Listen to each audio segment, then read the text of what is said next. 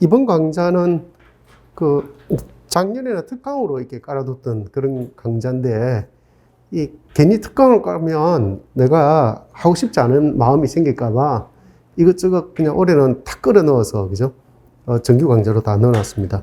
그만큼 책임감을 갖고 열심히 해야 되겠다라는 그런 생각을 하게 되었습니다. 이 처음 하는 사람에게는 조금 어려울 수가 있겠다 하는 생각이 들어요. 이게 국어교육학 그 심화로 잡혀 있거든요. 그래서 조금 어려울 수가 있습니다. 사실 어려운 건 아닌데, 그죠? 그냥 말을 이렇게 하면 좀 어렵게 느끼시지 않을까 싶어서 하는 이야기입니다. 그렇게 어렵진 않아요.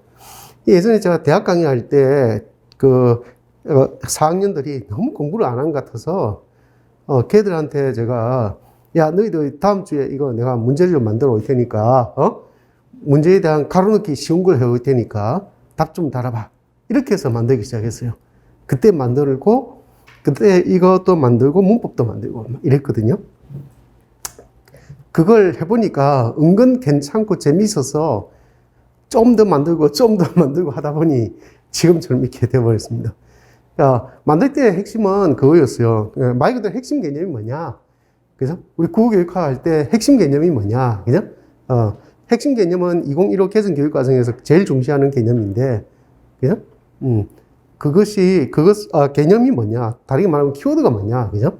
그걸 확인해 보는 그런 작업이라고 볼 수 있죠. 그 다음에,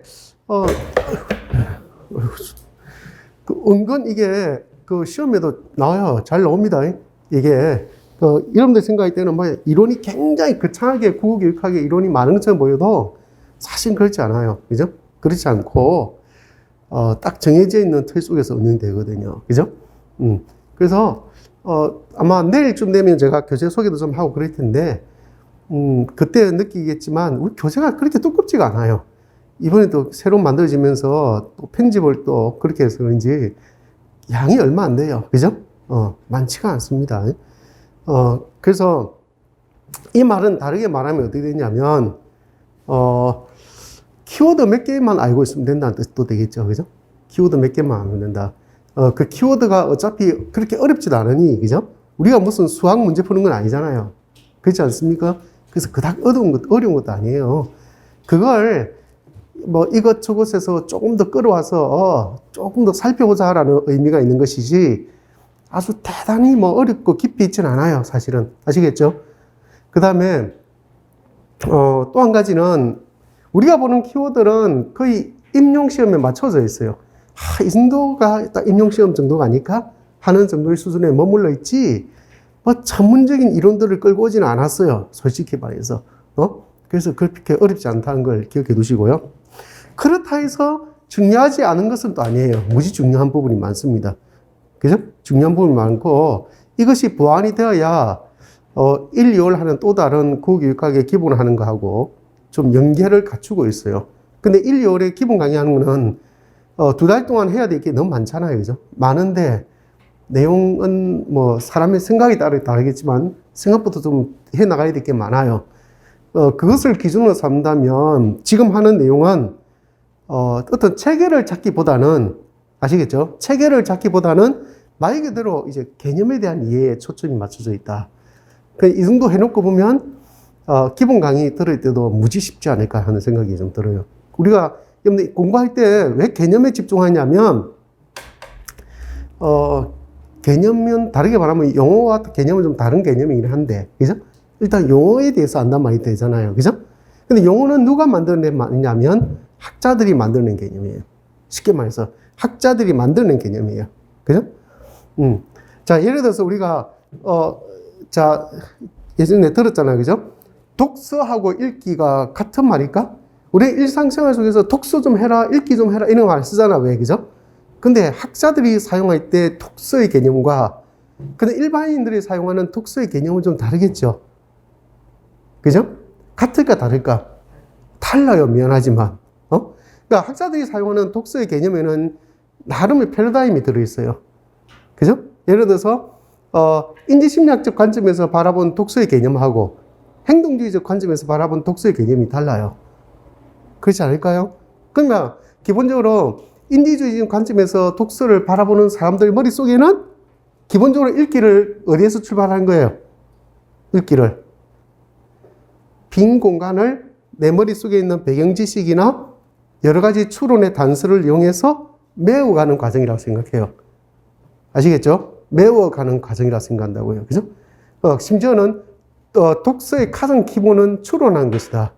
이렇게까지 이야기해요. 근데 행동적 심리학에 의해서 독서를 보면 어떻게 됩니까?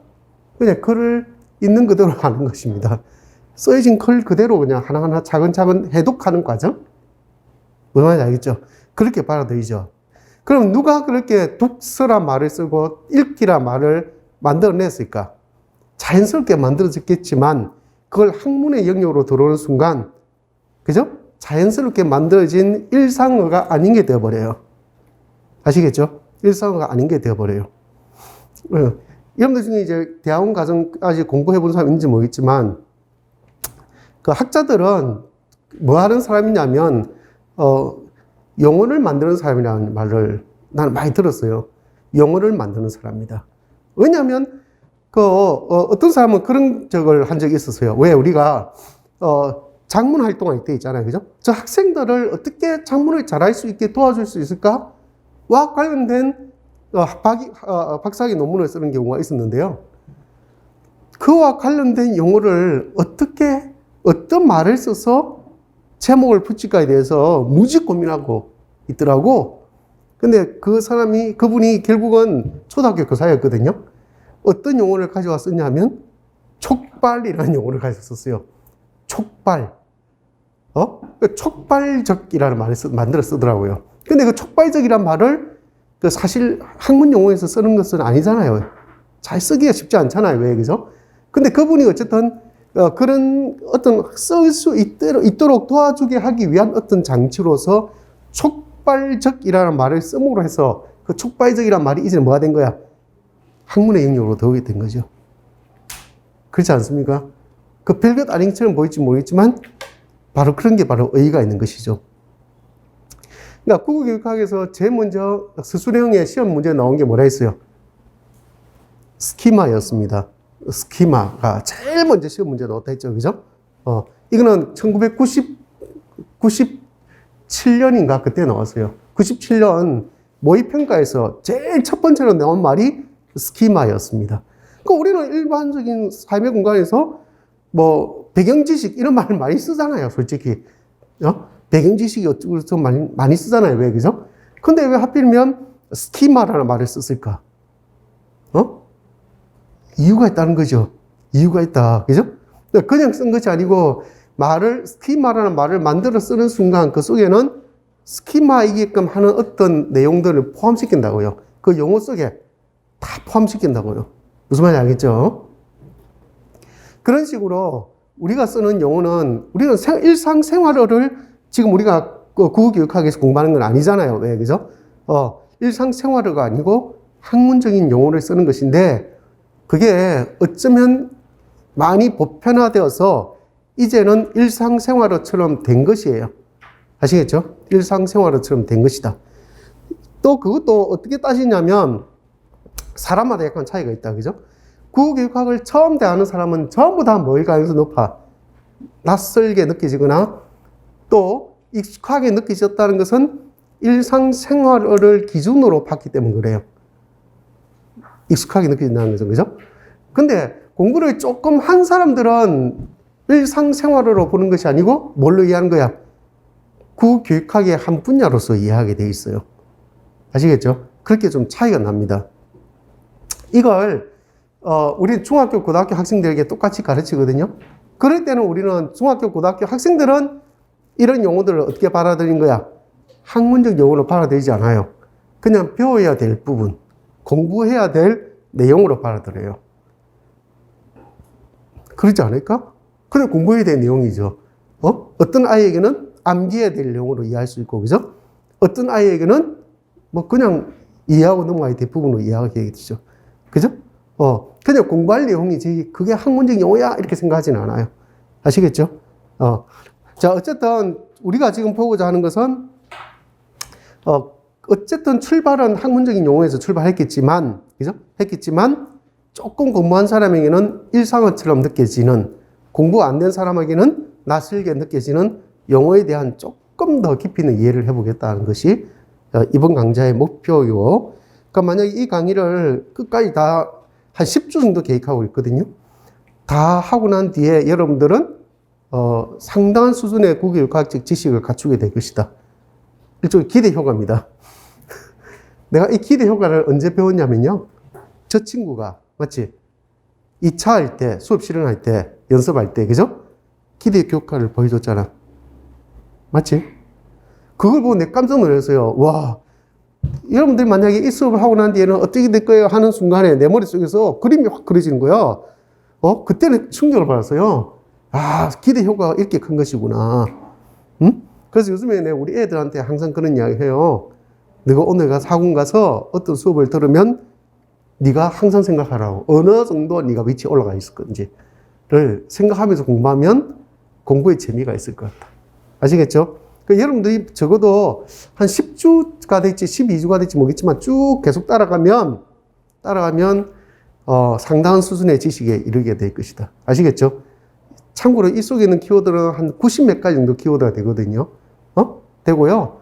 이 정도면 거의 우리가 공부해야 될 내용의 거의 전부라 보면 됩니다. 국어 교육하게. 그죠? 굉장히 도움 많이 될 거예요. 자, 그 다음에,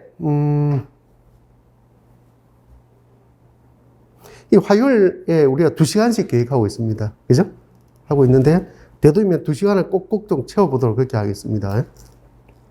그래야 여러분들이 먼 곳에서 온 보람이 있을 테니까, 그죠? 꼭꼭 한번 채워보도록 하겠습니다. 그 다음에 지금 이렇게 화요일을 따로 시간 내서 하는 이유는요, 수요일, 목요일만 하기에는 좀 너무 벅차요. 해보니까. 여러분 알다시피 저는, 교과교육론도 하고 문법도 하고 문학도 하잖아요. 혼자서 다 하는데. 해보니까 너무 벅차서, 이걸 따로 날을 내지 않으면 힘들겠다는 생각도 들고, 그죠? 그래서 따로 시간을 냈습니다. 참고로 이야기하면 이게 끝나고 난 뒤에는 교육과정 들어갈 생각이거든요. 한 10주와 11주 정도 계속하고 나서, 그러고 나서 이제 교육과정 특강 이렇게 들어가고 하면 그것도 몇 주 들어가잖아요. 그죠? 그러면 거의 뭐 상반기 다 보내지 않을까? 하는 생각이 들어요. 그죠? 여러분들 힘들겠지만 잘 좀 따라와줬으면 좋겠다는 바람가짐입니다. 자, 이 프린트물 여러분들 책을 가지고 있는데 순서가 보면 그래요. 앞쪽에는 자, 이 순서가 어떻게 되냐면 크게 보면 두 가지로 되어 있죠. 그죠? 개념 잡기 문제편이라는 것이 있고, 그죠? 개념 잡기 문제편이 있고, 그 다음에 그것에 대한 해설 이렇게 되어 있어요. 그죠? 그 다음에 문제편의 순서가 이렇게 되어 있어요. 화법교육론, 독서교육론, 작문교육론, 한 개 더 넣어서 문학교육론 이렇게 되어 있죠. 이런 순서로 되어 있습니다. 자, 이 중에서 원래 제가 화법교육론이 제일 재미없는 부분이라서 원래 제일 먼저 안 해요. 근데 오늘은 몇 년 만에 처음으로 이거부터 시작해 보도록 하겠습니다. 재미없는 걸 먼저 해보려고. 무지 재미있는 부분이 독서나 작문이 재미가 있거든요. 내가 생각할 때 그렇다는 거죠. 자, 이 정도 소개했고, 그 다음에, 자, 이 정도 넘어가도 되겠다. 그죠? 한번 볼게요, 그러면. 자, 문제편 한번 보도록 하겠습니다. 자, 1번. 자, 다음 보기를 통해 알 수 있는 화법의 성격을 쓰시오라고 되어 있습니다. 이게 가장 기본적인 성격이다. 그죠? 자, 화법은 이미 구워진 벽돌이 오가는 행위가 아니라 말랑말랑한 진흙을 가지고 화법 참여자들이 원하는 형태를 동시에 빚어가는 역동적인 과정이다. 이게 되어 있죠? 역동적인 과정이다. 사실 이게 별것 아닌 것처럼 보일지 모르겠지만 굉장히 중요한 의미들을 내포하고 있는 거예요. 그죠? 우리 상식적으로 본다 하더라도 그냥 벽돌로 차곡차곡 쌓아가는 거 아니야? 이렇게 생각할 수 있잖아요. 왜? 그죠? 근데 그게 아니고 말랑말랑한 진흙을 가지고 그 참여자들이 원하는 형태를 동시에 빚어간다. 동시에 빚어간다. 아시겠죠? 이 말은 원하는 형태를 함께 어떻게 하는 거야? 상호작용하면서 만들어간다는 의미를 가지고 있죠. 그러면서 역동적인 과정이다. 이렇게 했어요. 한 사람은 참여하는데 한 사람은 참여하지 않으면 뭐가 돼요? 안 된다는 뜻을 가지고 있죠. 그죠? 우리가 교수 학습할 때도 왜 교수 학습을 같이 붙여주는지 아세요? 안 된다는 거야. 교수만 있어서는 안 돼. 아시겠죠? 내가 만약에 여러분들이 이렇게 수업하고 있는데, 여러분들이 그냥 밑에만 이렇게 고기만 받고 있으면 재미가 없어요. 그러지 않을까? 그런 거와 똑같은 것이죠. 그죠? 자, 밑에 한번 볼게요. 자, 찰흙에 비유하자면 한 사람이 찰흙으로 빚은 모양은 다른 사람이 빚게 되는 모양의 유형을 제한한다. 자, 이미 처음에 먼저 딱 손을 집어서 있잖아요. 그죠? 찰흙의 형태를 잡고 나면 그 다음 사람은 그걸 바탕으로 진행된다는 거 알 수 있죠? 말이라고 하는 것도 그렇잖아요. 그죠? 날씨 어때? 하면 그 날씨 어때?라고 제한되잖아요. 왜? 그것에 대한 이야기를 받아야 된다는 뜻이죠. 갑이 4발 달린 모양을 빚었다면 을은 그 형태를 기본으로 하여 자기 나름의 형상을 덧붙일 것이다. 됐죠? 덧붙일 것이다. 을이 긴 꼬리를 덧붙였다면 그것은 그들이 함께 만들어갈 4발 달린 동물의 유형을 한정한다. 그죠? 한정합니다. 물론 어떤 한 사람이 다른 사람이 빚어놓은 모양을 전적으로 거부할 수도 있다. 이게 되죠. 자, 이렇게 임치승 선생님이 이제 역한 내용에 있는 내용을 그대로 가져와 봤습니다. 자, 그러면 여기서 말하는 화법의 성격은 뭘까? 자, 여기서 여러분들 기억해야 되거든요. 우리는 키워드 중심 본다 했잖아요. 그죠? 근데 화법의 성격 하면 머릿속에 체계가 서야 되거든요. 그거는 1, 2월 기본 강의에서 하겠다 이 말이에요. 아시겠죠? 기본 강의에서 하고 우리는 그냥 키워드만 집중한다. 그죠? 자, 여기에 대한 답이 뭐냐면 그 뒤쪽에 있는 게 보면 뭐가 있어요? 해설에 한번 보세요. 상호 교습성이라고 이야기합니다. 쉽죠? 예, 상호 교습성 이렇게 되는 거예요. 자, 여러분들 이 교습성이라는 것은 트랜스 액션에 대한 번역이거든요. 번역인데 그 트랜스 액션이 처음에 우리나라에 들어왔을 때 어떻게 번역했냐면 어떤 사람은 교류 이렇게 번역했고요. 어떤 사람은 거래 이렇게 번역했고요. 그죠? 또 어떤 사람은 교섭 이렇게 번역했다고요. 아무리 처음에 누가 어떻게 번역하느냐에 따라서 그 학자들은 그걸 선점하는 효과가 있어요. 자기 용어를 계속해서 쓰게끔 하는. 아시겠죠? 선점하는 효과가 있거든요. 근데 처음에 그 말이 들어왔을 때는 무지 좀 다양한 용어로 사용되었어요. 지금도 독서 쪽에서는 거래라고 쓰는 사람이 많아요. 의외로. 거래. 아시겠죠? 쓰는 사람이 많은데, 어느 쪽이 조금 더, 인정하는 사례가 많아지냐면, 교섭으로 쓰는 경우가 더 많아져요. 아시겠죠? 교섭. 이 비슷한 게 뭐가 있냐면, 자, 니고시에이션이라는 것에 대해서 있잖아요. 그죠? 협의로 볼 것이냐, 협상으로 볼 것이냐 하는 거 있거든요. 그것도 살짝 어느 쪽으로 더 많아지는 거야? 협상이라 하는 경우가 더 많아진다고요. 아시겠죠? 그런 식으로 용어상의 차이가 있습니다. 또 예를 들어서 우리가 리트러시 같은 것도 있잖아요. 그죠? 리트러시라고 이야기하지만 그 예전에는 리트러시가 들어왔을 때 어떤 말로 써 있었어요? 문해력. 그죠? 사실 문해력이라고 쓴 사람 많습니다. 리트러시에 대해서. 또 뭐라고 씁니까? 하여튼 찾아보니까 굉장히 다양하게 많아요. 많은데 그걸 이제 노명환 선생님이 문식이라고 말을 썼거든요. 문식. 문은 표현되는 것이고 식은 뭐예요? 생각하는 거, 인식이거든요. 아시겠죠? 그래서 문식이라는 말을 썼단 말이죠. 그러고 나서 세월이 지나면서 점점점 다른 영역은 모르겠지만 적어도 국어교육학 쪽에서는 어떤 용어를 더 많이 쓰는 거야? 문식성이라는 용어가 거의 다 통일되다시피 했죠. 국어교육학회에서 문해력이라 쓰는 경우는 그런 어리석은 사람 한 명도 본 적이 없어요. 학문적으로 한쪽으로 완전히 쏠려버린 거죠, 이제. 그죠? 무슨 말인지 알겠죠? 아니면 문식성 아니면 뭐라고 쓰는 거야? 리트러시를 그대로 씁니다. 리트러시. 그죠? 그러니까 한국 리트러시 학회가 생겼다 했잖아요. 왜? 그죠? 예, 그런 식으로 리트러시라는 말을 그대로 썼으면 썼지 문해력이라는 쓰는 사람 아무도 없어요. 문식성이라는 말을 쓰죠. 그게 일종의 용어라 볼 수 있거든요. 그런 관점에서 본다면 상호 교섭성도 그죠? 트랜스 액션에 대해서 이 용으로 정의되었다. 이렇게 생각하면 돼요. 그죠? 화법의 과정은 말하기와 듣기가 동시에 발생하고 상호 교섭하여 조화를 이루는 일련의 과정이다. 이렇게 되어 있어요. 화법은 일련의 의미들이 상호 교섭하면서 새로운 의미를 창조해가는 역동적인 과정이다. 잘 보세요. 그러면 여기서 중요한 내용들이 몇 가지 나왔는데요. 화법의 과정에서는 뭐가 꼭 필요한 거야? 말하기와 듣기가 꼭 필요하죠. 말하기와 듣기가 필요해요. 자, 이 말들을 한 다음에 뭐가 존재한다는 거예요? 화자가 있고요. 또 누가 있다는 거야? 청자가 동시에 한 공간에 존재한단 말이고요. 동시에 발생하고 상호 교섭하여 조화를 이루는 일련의 과정이다. 일련의 과정이란 거예요. 맞죠? 이 속에는 어떤 과정이 있는데 이걸 예전에 교과서에는 어떻게 표현했냐면 화자가 청자와 처음에 어떤 메시지를 이렇게 주고받는 과정에서 의미를 이렇게 어떤 형식으로 낯선 형식으로 의미를 만들어가는 과정이다. 이렇게 표현했어요. 낯선 형식으로 그림을 잘 그렸구나. 이렇게 낯선 형식으로 의미를 만들어가는 과정.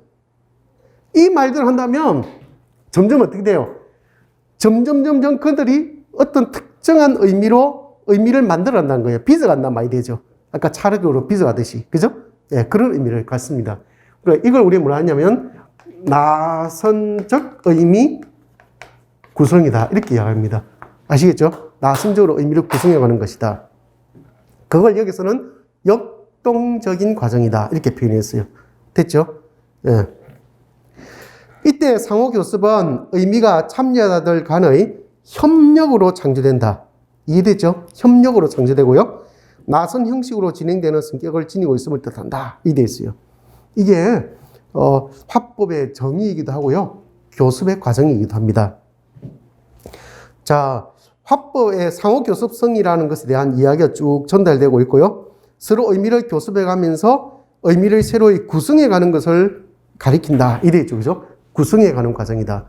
다음에 구성이란 이야기 또 넣을 거니까 그때 이야기합시다. 아시겠죠?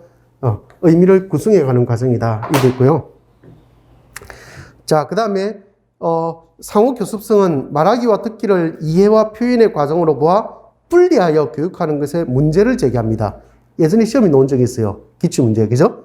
어떤 교사가, 왜 그런 거 있잖아요. 내가 오늘 수업하고 온 것에 대해서 학교에서 일어난 일에 대해서 반성적으로, 그죠? 일지를 써보는 거 있잖아요. 왜? 그걸 뭐라 그래요? 교사의 반성적 일기, 이래 되잖아요. 왜? 그죠? 그런 거 써보는데, 써볼 때 뭐 한 거야? 아, 내가 오늘 듣기, 말하기 수업을 해봤는데, 그죠? 처음에는 1번부터 쭉 순서대로 말하기를 시켜봤어. 맞죠? 말하기를 시켜보고, 그 다음에 한 명씩 나와서 뭐에 대해서 이야기를 시키게 했다. 근데 하다 말고 보니 끝나버렸네? 맞잖아요. 한 시간이 금방 가버렸어. 몇 사람 하지도 않았는데. 그죠? 자, 그러면서 이 교사의 수업에서 갖게 된, 찾을 수 있는 문제점이 뭐냐? 라는 거 비슷한 게 바로 문제가 있었거든요. 그 답 중에 한 가지 뭔지 아세요? 말하기와 듣기를 어떻게 하고 있다? 분리해서 수업하고 있다. 아시겠죠? 말하기와 듣기 수업은 분리될 수 있는 것이 아니다. 그죠? 이렇게 되는 것이죠. 그래서 교육과정상으로 볼 때도, 적어도 이제 7차, 6차, 5차, 이때는 뭐 했습니까? 이래서 말하기, 듣기, 이런 식으로 갔거든요. 그러다가 교육과정이 뒤에 가면 7차 때 와서 바뀌었죠. 그죠? 7차 때 오면 이 순서가 바뀌어요. 듣기, 말하기 이렇게 바뀌어요. 아시겠죠? 그 다음에 개정 교육과정 오면 어떻게 돼요? 처음에는 말하기, 듣기라고 되어 있거든. 그죠? 또 이게 뭘로 바뀌어요? 듣기, 말하기 이런 식으로 바뀌어요. 아시겠죠? 중간에 이제 점을 넣어서 뭘 넣어둔 거예요? 하나의 과정으로 본 것이죠. 그죠? 그래서 예전에는 보세요. 말하기, 듣기, 읽기, 쓰기, 문법, 문학 6개 영역으로 구성되다가 지금은 뭘로 구성된 거야? 말하기, 듣기를 하나로 묶어서 보잖아요. 왜? 그죠? 그래서 5가지 영역으로 바라본 것이죠. 맞죠? 5개의 영역으로 바라보고 있습니다. 이 말은 다르게 말하면 듣기와 말하기를 따로 분리할 수 있는 성질이 아니라는 것을 의미하고 있습니다. 아시겠죠? 그거는 듣기 말하기를 상호 교습적인 관점에서 바라본다는 것이 전제가 되기 때문에 나타나는 현상입니다. 자, 그 밑에 달라고 넘어갈게요. 상호 교습성은 추상적인 개념입니다. 따라서 상호 교습성에 대한 수업을 할 때는 구체적인 담화 상황을 수업 자료로 삼아야 한다. 이렇게 되어 있습니다. 구체적인 담화 상황을 수업 자료로 삼아야 한다. 이렇게 되어 있어요. 됐죠? 그러니까 어떤 상황에서 누구와 누구와의 대화이냐가 굉장히 중요하다는 거야. 맞죠? 그게 더 중요한 것이지, 이거는 무조건 이렇게만 하면 상호 교습성이 돼라고 말할 수 있는 성질이 아니라는 것을 의미하고 있습니다. 아시겠죠? 구체적인 담화 상황이 주어져야 한다. 자, 재밌죠? 네, 이렇게 쭉 이야기가 진행됩니다. 자, 그럼 2번 한번 넘어볼게요. 한 50번은 1번 문제와 관련된 게 한 50번은 반복될 거니까, 그냥 그렇구나라고 생각하고 넘으면 됩니다. 자, 다음 보기는 화법의 대인관계적 성격에 대한 설명입니다. 그런데 대인관계적 성격도요, 이 화법의 성격에 대한 이해가 있으면 대인관계적 성격이 어디서 나왔는지에 대한 이해를 우리가 구할 수 있을 것입니다. 왜? 그랬잖아요. 왜? 보세요. 내가 아까 앞에서 우리가 인용했던 임칠석 선생님 논문에 보면 이렇게 돼 있거든요. 이렇게, 여러분들 이론, 대학 과정에서 이론 강의 배웠을 거예요. 그죠? 과거에서부터 시간이 쭉 이렇게 흘러가지 않겠습니까? 흘러가는데 그 속에서 A라는 사람과 B라는 사람이 어떻게 하고 있어요? 서로 이야기를 나누고 있는 상황이라고 생각해 봅시다. 그죠? 해봅시다. 그러면 A라는 사람 자신이 뭘 가지고 있어요? 정체성을 가지고 있을 것이고, 아시겠죠? B라는 사람도 B라는 사람만의 뭘 가지고 있을까? 각각의 정체성을 가지고 있겠죠. 맞죠? 근데 이 두 사람이 뭔가에 대한 이야기를 하겠죠. 뭐 사람에 대한 이야기도, 집에 대한 이야기도, 뭐 아니면 자동차에 대한 이야기도 하거나 하겠죠. 뭔가에 대한 이야기를 하겠죠. 맞죠? 이때 이 두 사람 간에 주고받고 할 때 이 두 사람 사이에 관계가 형성되겠죠. 맞잖아요. 이것을 뭐라 한 거야? 관계성이라고 이야기해요. 아시겠죠? 근데 이 관계성이라는 것은 대화에 참여하는 이 두 사람만의 관계가 아니고 이 두 사람의 대화에 등장하는 이것들도 다 어디에 해당돼요? 관계성에 해당됩니다. 뭐 하는지 알겠죠? 자, 조금 더 해볼까요? 그걸 관계성이라고 하고요. 그 다음에 이런 정체성을 지닌 각각이 모이고 모이면 어떻게 돼요? 모이고 모이면 그네들만의 뭐가 형성됩니까? 문화가 형성되잖아. 왜? 그걸 뭐라 그래요? 문화성이라 하죠. 맞죠? 정체성이 겹쳐지고 공유된 상태. 그걸 우리가 문화성이랍니다. 그죠? 또 뭐가 있을까? 여기서 확인할 수 있는 게 또 뭐가 있지? 자, 문화성, 관계성, 정체성,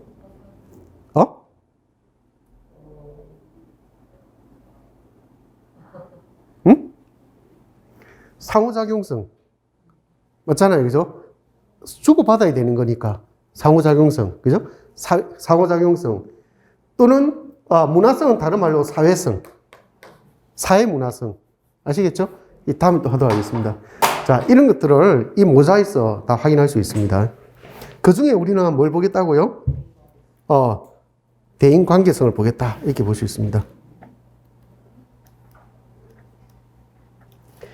자, 한번 볼게요.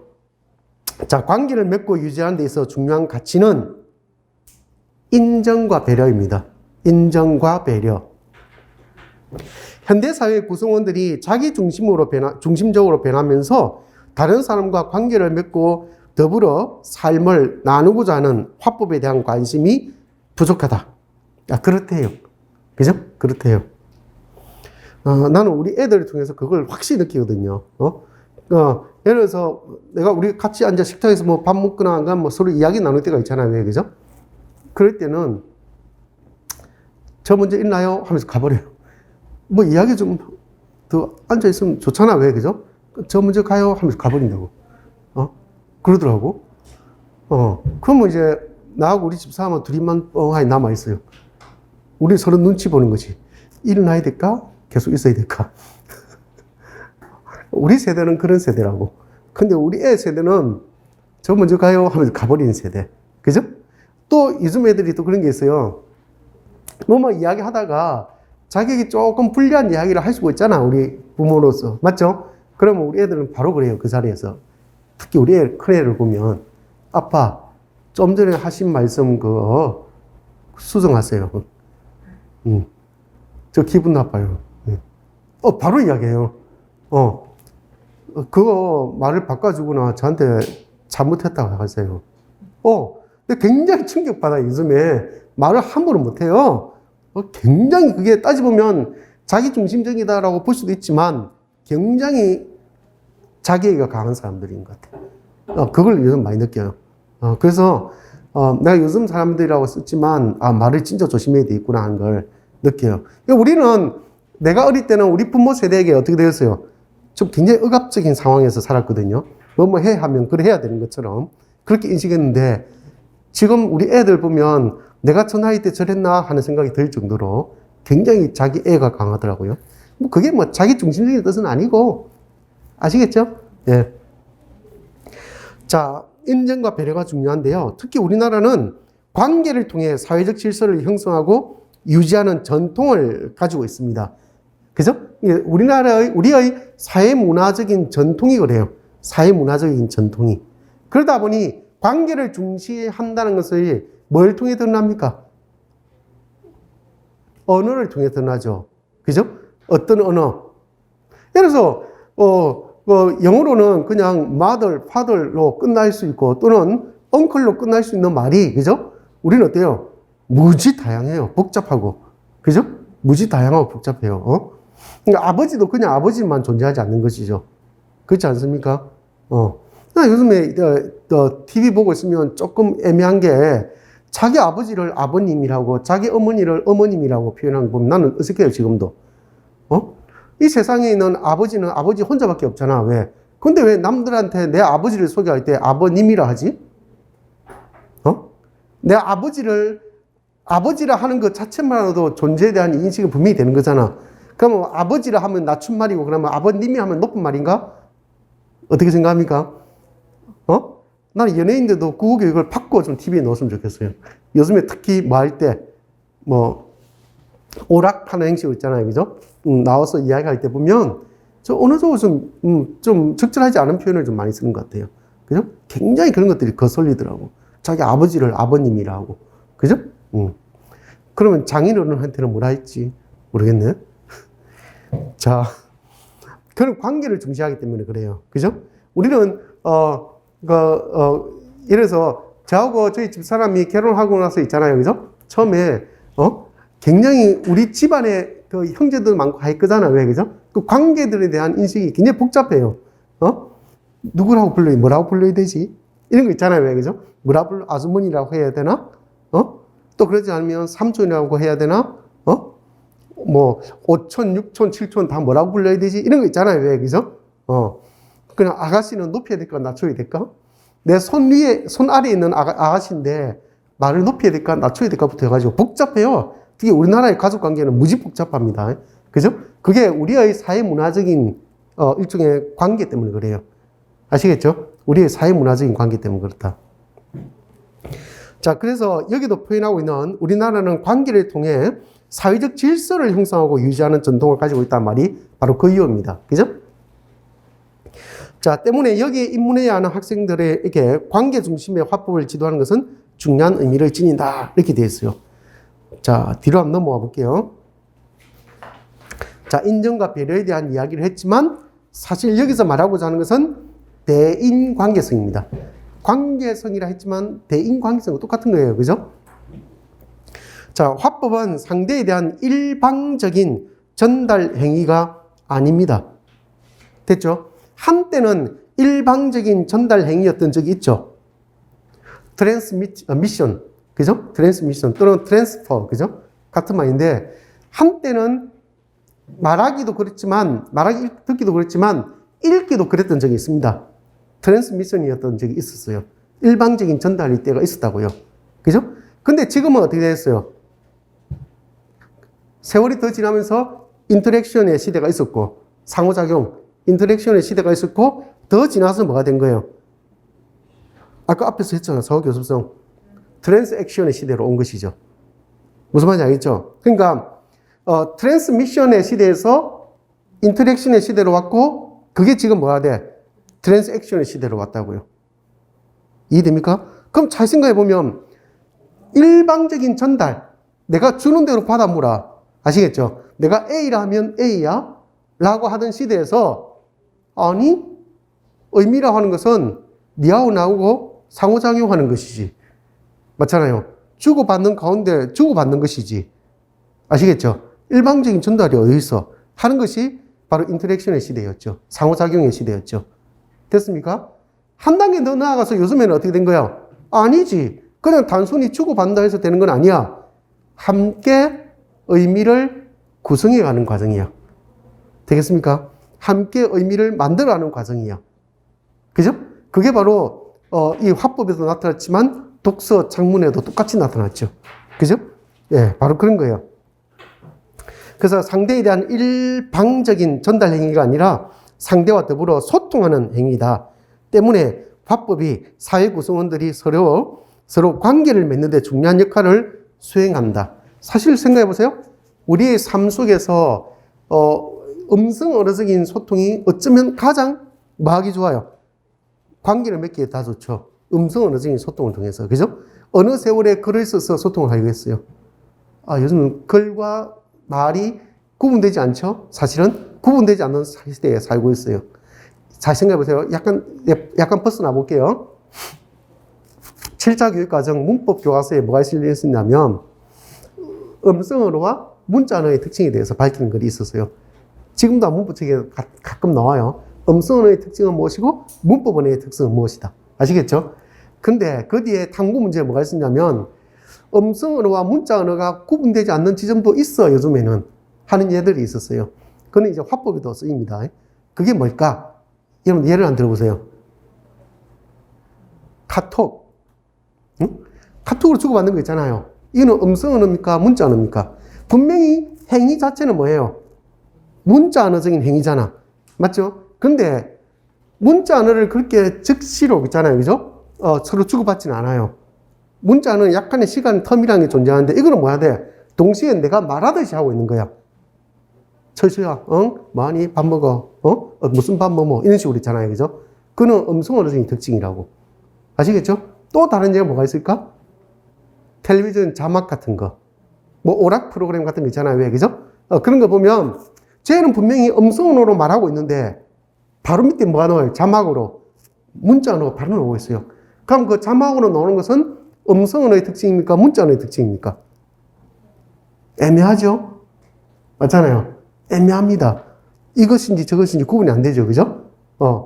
그러니까, 그런 예가 사실 굉장히 많거든요. 그죠? 많은데, 일종의 그런 식의 시대에 우리가 살고 있는 것이죠. 맞잖아요. 동시대. 이제는, 보세요, 여러분들. 한때 누가 그랬잖아요. 따뜻한 매체, 차가운 매체, 그죠? 맥루한. 맞죠? 교육학할 때 여러분들 배웠죠? 맥루한이라는 사람이 그랬잖아요. 매체를 따뜻한 매체와 차가운 매체를 붙였잖아요. 그죠? 그렇게 하면서 매체를 구분하려고 했지만 요즘에는 굳이 그럴 필요가 있나 싶어요. 맞잖아요. 구분되는 지점을 찾기가 쉽지 않아요. 그렇지 않습니까? 그만큼 시대가 어떻게 돼요? 다 동시적으로 이루어진다고 볼 수 있거든요. 그게 지금의 시대가 되어버렸다는 것이죠. 그만큼 우리가 상대와 뭔가를 주고받고 할 때는 이제는 일방적인 전달 행위보다는 관계를 맺는 중요한 역할을 하는 시대로 바뀌었다. 그죠? 그 관계가 사실은 음성 언어인지 문자 언어인지 구분이 안 되는 시대에 살고 있다는 것을 뜻합니다. 자, 두 번째 단락. 화법에서 관계적 성격을 가장 잘 드러내는 방식은 바로 호칭과 지칭입니다. 아까 이야기했죠? 특히 우리나라는 더 그래요. 그러니까 영어권 나라에서 사용하는 이 관계 맺음과 우리나라에서 사용하는 관계 맺음이 달라요. 우리는 은영 중에, 그죠? 유교 문화가 많이 배어 있어요. 그죠? 그러다 보니까 호칭어, 지칭어가 무지 복잡합니다. 그렇지 않습니까? 근데 요즘은 많이 파괴되고 있다는 것을 느껴요. 예를 들어서 선생님만 하더라도 그렇잖아. 왜? 많이 파괴되잖아. 옛날 우리가 생각할 때 선생님은 누구밖에 없어요. 항상 학교에서. 그죠? 학교에서 교사의 다른 명칭으로 뭐라 썼어요? 선생님 이렇게 썼잖아요. 왜? 그죠? 그렇잖아요. 요즘에는 선생님이 너무 흔해서 너무 흔하잖아요. 왜? 쓰기 애매한 표현일 때는 다 선생님이라 써버려요. 그냥. 심지어는 길 가다가 낯선 사람 만나잖아요. 왜? 그죠? 아저씨 이게 아니고 뭐가 돼 이제 사장님 이것도 아니고 요즘에는 저 선생님 뭔 말인지 알겠죠? 이렇게 많이 달라졌어요. 이제는. 그죠? 그래도 우리만의 특징이 있는 것은 분명히 호칭어, 직칭어 있는 것은 분명한 것 같습니다. 자, 그 다음 단락에 넘어갈게요. 의사소통 과정에서 참여자들의 관계는 첫째, 다른 사람을 고려하고 두 번째, 각자의 역할을 규정하고 세 번째, 일련의 규칙에 따라 행동하는 상호교섭 과정을 통해 형성되고 유지되고 발전한다. 이렇게 되어 있습니다. 자, 이 말 무슨 말인지 알겠습니까? 자, 참여자의 관계는 다른 사람을 고려한단 말이 무슨 말입니까? 내가 이런 말 하면 저 사람의 기분은 어떨까? 그죠? 이런 것들을 생각한단 말이 되겠고요. 그 다음에 각자의 역할을 규정한다라고 되어 있죠. 그죠? 왜냐면 저 사람이 주도자인지, 그죠? 또 아니면 뭐가 돼? 주도자의 반대가 되는 개념이 뭡니까? 그냥 단순한 참여자인지. 맞잖아요. 그죠? 에 따라서 역할이 규정된다는 것을 말하고 있습니다. 그 다음에 일련의 규칙에 따라 행동합니다. 그죠? 주도자는 주도자로서의 역할이 있고, 그죠? 그냥 참여자는 참여자로서의 역할이 있는 것이죠. 그죠? 그렇게 할 때 일련의 규칙에 따라 행동하는 상호교섭 과정을 통해서 형성되고 유지되고 발전된다. 이 되어 있습니다. 그죠? 그 다음에 화법의 의미 구성에 영향을 미치는 관계는 참여자들만의 관계에 국한되지는 않습니다. 소통되는 메시지에 등장하는 대상이나 인물. 이거 아까 기억하죠, 여러분들? 그 참여자들 간의 관계에만 존재하지 않나 했어요. 이때 참여자는 정체성을 각각 지닌 존재들. 정체성 앞에 어떤 말이 붙어야 될까? 자기 정체성. 아시겠죠? 자기 정체성이 있는 사람들과의 관계, 그 둘의 관계가 아니고 뭐라고? 그들의 속에 등장하는 어떤 대상들, 사람들. 아시겠죠?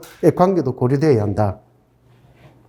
그러니까 대상이나 인물 또한 의미 구성에 영향을 미친다. 그죠? 그러니까 부부의 대화 속에 장인어른은 어떻게 지내셔? 라는 표현에서는 남편과 아내와 장인어른 또는 친정아버지와의 관계가 의미 구성에 관여한다. 이 돼 있죠. 그죠? 그게 바로 관계성이죠. 자, 화법의 1차적인 관계는 화자와 청자의 관계죠. 그죠? 화자와 청자의 관계입니다. 대인 관계에서는 그 형제와 자매, 그 교사와 학생과 같은 역할과 관련된 관계도 있지만, 그 다음에 뜻이 통하는 사이, 싫어하는 사이, 모르는 사이와 같은 심리적 관계도 분명히 존재할 것입니다. 그죠? 우리는 이 심리적 관계 때문에 어려운 거죠, 사실은. 관계 형성에 굉장히 어려움을 많이 겪습니다. 저 사람과 나는 잘 통하는 사람이야. 저 사람은 내가 싫어하는 유형이야. 그죠? 그런 식으로 다 심리적 관계에 해당됩니다. 또 화법에 관여하는 사람이나 사물이나 환경도 화법의 과정에서 배경으로 작용할 수가 있다. 이렇게 되어 있습니다. 사물이나 환경도 그죠? 굉장히 중요합니다. 예를 들어서 위에 내 6층에 보면 연구실에 창이 없는데 나는 굉장히 심리적으로 중요하게 생각하는 게 방에 창이 있어야 된다 생각하는 사람이거든요. 방에 창문이 있어야 돼요. 그 지금 없어요. 기분이 썩 좋지가 않아요. 근데 다른 학원에 있을 때는 제일 중요한 조건이 뭐냐면 창이 있는 곳으로 배정해달라 이런 이야기 많이 하거든요. 창문이 클수록 좋다. 그걸 굉장히 중요하게 생각하는데 창이 없어요. 우울하죠. 그죠? 예를 들어서 노량진에 있는 고시원도 마찬가지입니다. 창이 있고 없고에 따라서 고시원 가격이 달라집니다. 맞죠? 다르지 않나?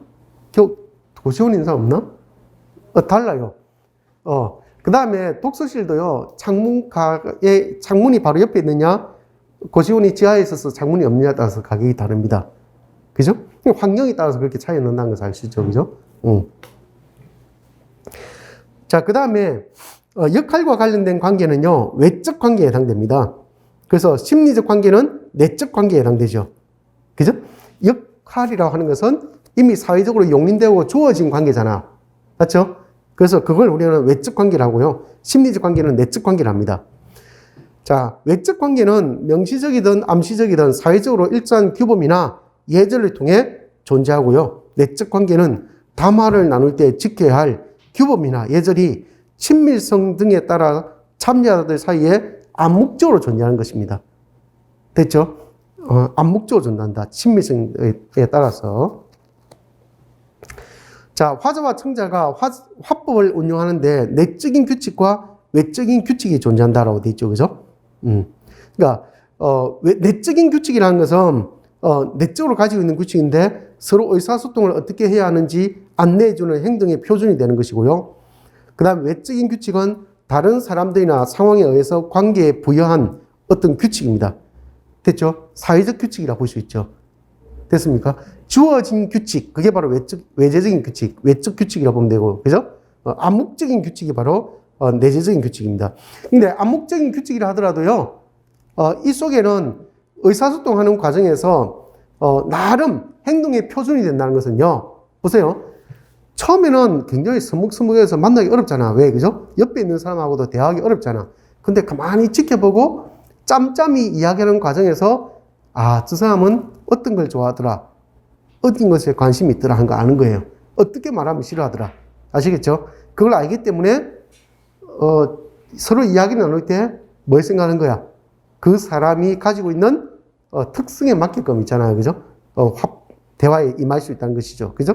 그게 행동의 일종의 증거가 된다, 표준이 된다는 걸 알 수 있습니다.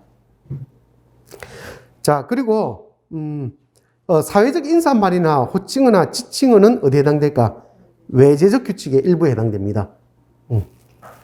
됐죠?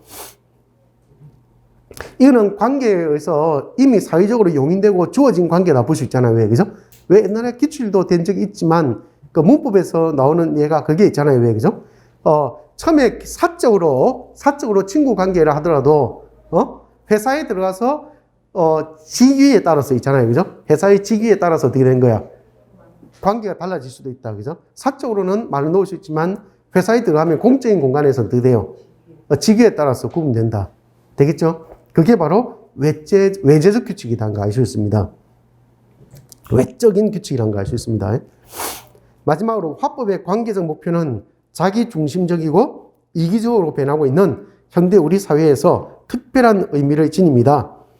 자기 이익을 챙기고 자기 주장만 내세우는 화법이 아니라 상대를 어떻게 인정하고 배려하는, 이걸 우리가 뭐라 하냐면 요즘에는 상생화법이라 합니다. 상생화법 들어봤죠? 예.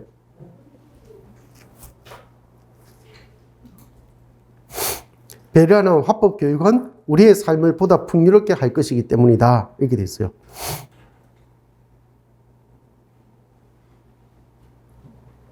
그러니까 관계적 목적이 왜 중요하냐면,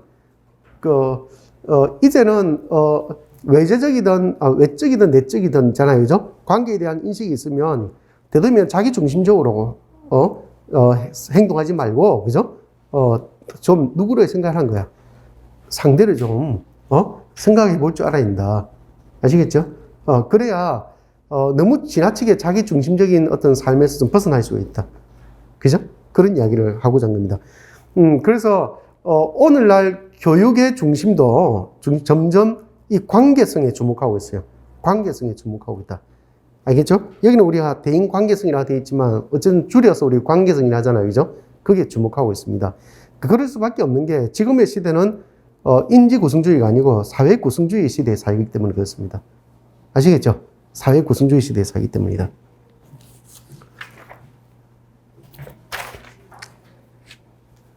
이제 2개 했으니까 1개만 더 하고 좀 쉽시다. 짤막한 거 1개만 더 하고. 3번. 이거는 지금 교육과정 이런 데는 잘 나타나지 않는 것 중에 않는데 상식적으로 알아두면 좋을 것 같습니다. 왜냐하면 이런 용어들을 쓰고 있기 때문에 그렇습니다. 자, 3번. 다음 보기는 화법의 유형을 설명한 글입니다. 자, 순서대로 쓰시오. 화법의 유형은 참여자 관계의 공식성 정도. 공식성이란 말이 무슨 말입니까? 공적 관계냐, 사적 관계냐. 그죠? 공식성입니다. 따라 사적인 화법과 공적인 화법으로 나뉩니다. 또 그 관계가 일대다 있느냐. 무슨 말인지 알겠죠? 지금 우리가 이렇게 수업하는 것은 뭐예요? 일대다. 아시겠죠? 한 사람이 대중을 향해서 일대다이냐. 또는 집단적인가에 따라서 1대1은 뭐가 돼요? 대화랍니다. 그죠? 대화는 무엇이 준 말이냐면요. 대화화법이죠. 그 다음에 대중화법. 맞죠? 1대 다가 대중화법이고요. 집단화법입니다. 토의, 토론 하는 거 있잖아요. 그죠? 회의, 이런 게 여기에 해당됩니다. 그 다음 대화는 상대방과 직접 마주 대하여 이야기하는 것을 포괄적으로 이룹니다. 여러 사람이 비공식적으로 만나서 시사 문제나 취미에 관하여 서로 이야기를 주고받는 일상 대화나 방송 대담, 회견, 면담, 면접 등 뭐예요? 공식 화법이다. 그죠? 그러니까 비공식적으로 만나서 이야기 주고받는 거 있지만 공식적으로 그죠? 화법이 이루어지는 경우도 있다. 이 말입니다. 그 다음에 참여자 구성이란 아니다. 말이 잘못했다. 대중화법이란 여러 사람 앞에서 주로 혼자 이야기하는 강연, 연설, 구두보고 같은 것이 여기에 해당됩니다. 목적에 따라서 뭐가 있는 거예요? 이것도 정보 전달을 목적으로 할 수도 있고 설득을 하기 위한 것도 있고 오락, 그죠? 또는 식사화법 같은 게 있습니다. 식사가 뭔지 알죠? 뭐 행사일 때, 행사할 때 뭐 하는 거야, 이거? 축사 같은 거 있잖아요. 그죠? 축사. 그 다음에 어떤 사람에 대한 추억을 떠올리면서 돌아가서 난 뒤에, 그죠? 이야기하는 조사. 맞죠? 조사 같은 것도 여기에 해당됩니다.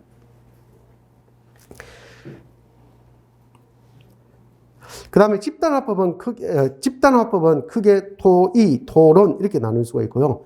위와 같은 화법 유형을 나눈 것은 뭐에 따른 것이다? 참여자 구성에 따른 것입니다. 참여자 구성. 이건 빈칸도 넣을 수 있습니다. 자, 뒤에 넘어가면요. 참여자 관계의 공식성 정도에 따라서 아까 이야기했던 내용이 그대로입니다. 대인화법, 대중화법, 집단화법. 맞죠? 대화화법이 아니고 대인화법이에요. 자, 대인화법은 개인과 개인의 화법, 대화입니다. 그 다음 대중화법에 대한 이야기, 뭐 쉬운 거니까, 그죠?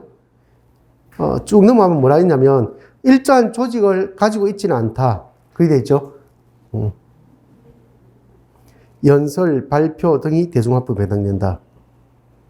그러니까 집단화법, 집단의 문제를 해결하기 위한 화법이다. 집단의 문제를 해결하기 때문에 집단화법 유형에는 각자 나름의 절차와 규칙이 존재하는 것이 일반적이다. 특히 토의보다는 토론이, 그죠?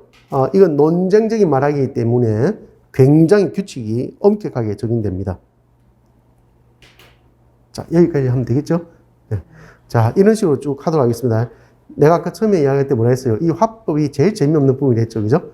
제일 재미없고 그럴 수 있는데, 화법은 답이 딱딱 떨어지는 내용들이잖아. 왜? 그죠? 그래서 한 번 공부해 두면 또 쓰이고 또 쓰이고 하거든요. 그죠?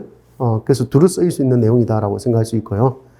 그 다음에 요 근래에 내가 설문을 좀 돌려보니까 실제 학교 현장에서 특히 구교육용 분야에서 있잖아요.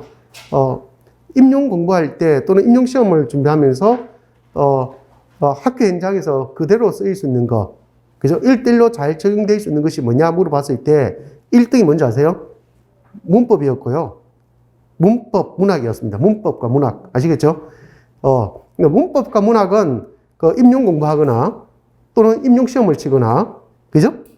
그 다음에 학교 현장에 가서도 그대로 쓰이니까. 아시겠죠? 그대로 쓰인다는 측면에서 굉장히, 그걸 뭐라고 표현해야 될지 모르겠지만, 실제적이라 할 수 있죠. 그죠? 그 다음에, 구교육론 분야에서는 우리가 화독작이라고 볼 때 있잖아요. 화독짝이라고 했더니 내가 좀 충격을 받았는데, 화독짝 중에서 좀 전에 이야기했듯이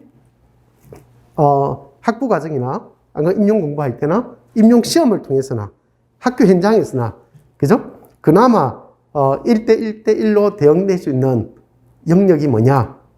화법이었어요. 이 말은 화법은 고등학생들이 공부하는 거나 임용시험 치는 여러분들이 공부하는 거나, 그죠? 임용시험 자체도 그렇고, 그죠? 거의 1대1로 거의 똑같이 나온다고 볼 수 있습니다. 아시겠죠? 그렇고요. 오히려 학교 현실과 좀 약간 벗어나 있는 딱 두 개의 영역이 뭐냐면 독서와 작문이었어요.